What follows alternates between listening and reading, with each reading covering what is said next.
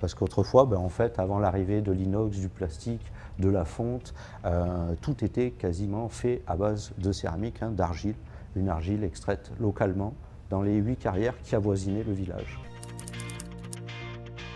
Je suis conseiller en séjour au sein des sites de l'Office de tourisme de la vallée de l'Hérault et de Saint-Guilhem-le-Désert depuis un peu plus d'1 an.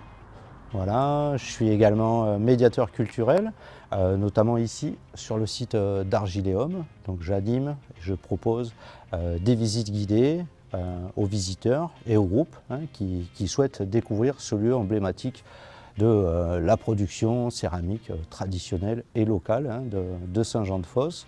Et depuis mars 2025, c'est donc plus récent, je suis également géomédiateur au sein de l'équipe du Géoparc Terre d'Hérault. C'est Argiléum, bien sûr, pour de nombreuses raisons. Parce que déjà, c'est un lieu emblématique de ses savoir-faire, de ses traditions locales, de ce patrimoine.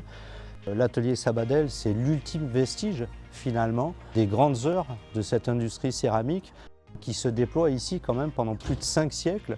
L'atelier Sabadell contient un four qui date de 1851 et qui est dans un état de conservation remarquable. La mémoire de la terre a des droits. Dans le contexte qui est le nôtre, je trouve que ce n'est pas inutile, ce n'est pas superflu et c'est plutôt une bonne chose. Ça permet aussi de bénéficier quand même de l'expérience d'un réseau, celui des 229 géoparcs. C'est aussi l'occasion quand même de souligner le formidable travail qui a été entrepris par les acteurs associatifs, par le département qui a porté le projet et puis la qualité surtout du travail scientifique préalable. À terme, aussi le développement d'un géotourisme et puis la possibilité pour les offices de tourisme, notamment celui de la vallée d'Hérault, de promouvoir notre destination.